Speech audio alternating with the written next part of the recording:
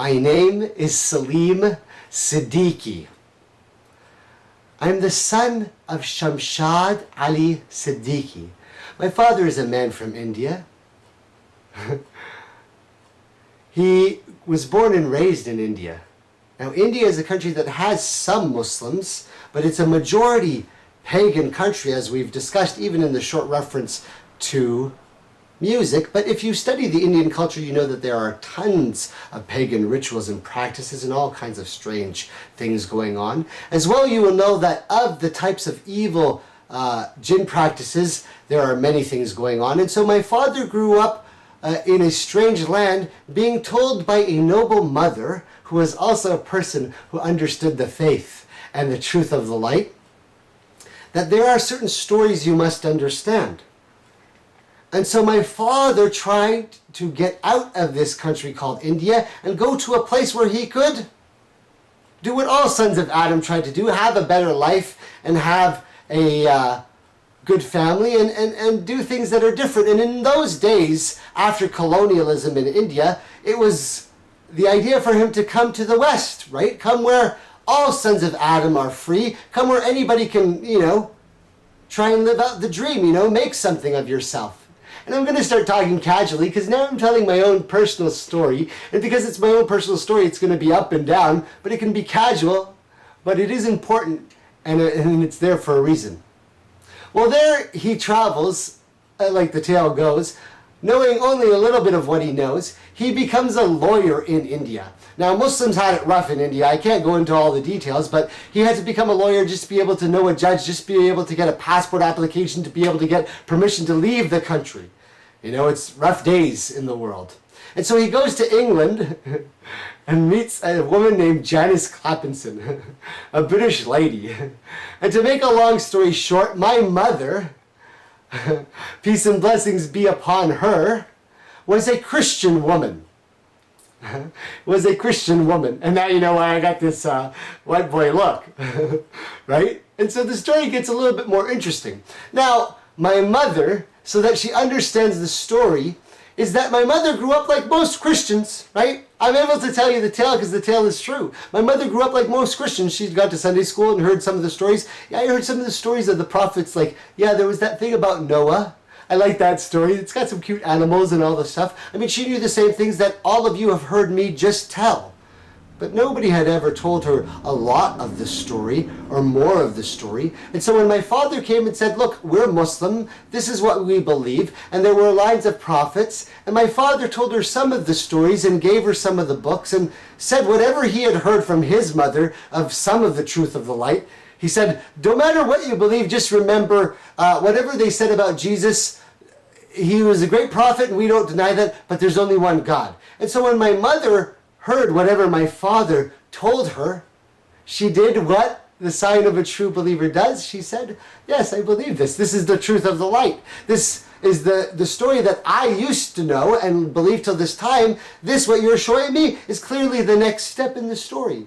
And so from that moment on, my father married my mother, and from that moment on, glad tidings and blessings in the story, if you listen to my mother, and all of the world should know that from that moment on that she became known as a Siddiqah. Excuse me if I lose control of my emotions. Like I said, I'm talking about the truth of the light, and sometimes now it gets to the point where the person telling the story must tell their own personal tale, and it'll be up and down. And so I give glad tidings to my mother. She accepted Islam just like that, even though she never heard maybe all of the story. And so my fathers wanted and prayed, oh God, give me a son who's got white skin and speaks the words and can talk to the people and tell them the truth, He knows some of the story and he heard all these different things and knows that people should believe that there's only one God. Whatever you thought, just believe that there's one God. My dad always says, there's only one God. I don't care about the argument, there's one God. And so I grew up with that tale, oh my son, I prayed for you to be born I wanted you to know the words. And like all kids who hear their father, especially, I'm a white guy living in the West in America, and my dad's telling me these tales in his native accent, you know. He doesn't speak properly. He's telling me tales of the olden days, you know. Oh, my son, I pray that you would speak the words.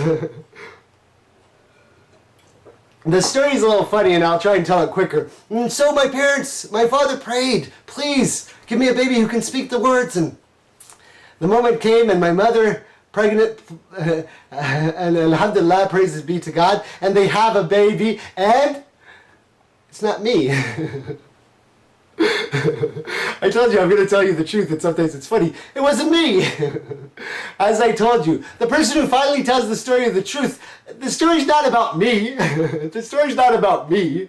I'm just a slave of Adam, right? Anybody who says that they're telling the story of the truth for the first time, if they tell you that they're important or they're special, then they're lying to you.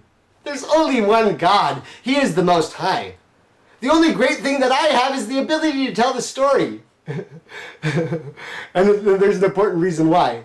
So the baby was my sister.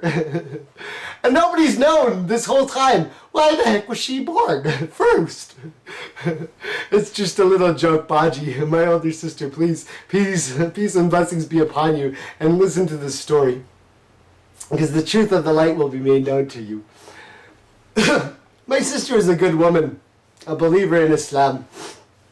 And so because she's older than me, she's always taken care of me, right? And so I grew up privileged. Thank God, I can't disagree. I grew up privileged. My parents were well-to-do.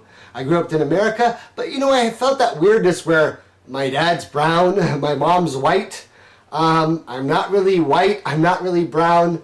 I'm Muslim on top of that, and we're a total minority here in the West. So it really feels kind of freaky. But I was born a Muslim, and this is important because somebody who tells the story of Islam, who follows the truth of the light, must be able to say that they were born Muslim and who their parents were. And so both of my parents were Muslim, both my father by birth and my mother by immediate acceptance of the light. And so obviously after my sister, I was born. And the whole time in my life, I've been privileged to, you know, get a good education here in the West and understand different things and watch TV and all the pop culture references that you see that I've been giving. But I traveled to a lot of places, and I'm going to try and cut the story short. I traveled to a lot of places, to England, to study the Quran and strange experiences there, and to Egypt, and to a lot of different places. After high school here in the United States, I went to Egypt and studied the language because I wanted to understand the word, and I knew that Islam, the final revelation, was told in the Arabic language, but you know, in those days, there was no internet, there was no information, there was hardly any translations of knowledge, so I had to actually go and study the word. And I traveled to a lot of different places. I went to Bosnia during the war, and the reason for that in the story is important, but I had some dramatic lows. Now, anybody who's listening to the story of truth knows that the person who reveals it must admit the truth. So I'm going to tell it to you and just give it to you straight. I've been to jail. And peace and blessings be upon my parents who had to put up with a lot of trouble. I've been to jail. I've been to jail in America. I've been to jail in Saudi Arabia. I've been to jail in Bosnia. I've been to jail into a lot of countries in the world. Sometimes rightfully, sometimes wrongfully. Sometimes I was guilty, and of that I admit. I'm telling you, I'm not a saint, I'm a sinner. I've committed crimes. But since I'm telling you the story of the truth, there's no point in admitting that I don't have a criminal background. Once you know the story of the light, then where you were in the past is really irrelevant. And so it's true, and the story must continue, that at a very low point in my life, I had committed a crime here in the United States, and I was totally guilty, and I went to jail. And to make a long story short, when I got probation and was released from the short little part before my even sentencing, I never got convicted of a crime because I was actually trying to be a good person. But I was totally guilty of the crime. Don't misunderstand me. After that happened to me, so much changed for me. Everything in my mind totally warped, but I didn't understand it at the time. It was at that point that the Lord Most High gave me a gift that till this moment I hadn't understood. I had traveled to Egypt and I had lived in other lands, but here I was in the United States trying to understand what was the true meaning. And the Lord Most High, somehow in his plan, as Allah is the only planners, allowed me a chance to move to the holy city, Mecca, in the Arabian Peninsula. Imagine that in the truth of the story. Let me take just a quick break.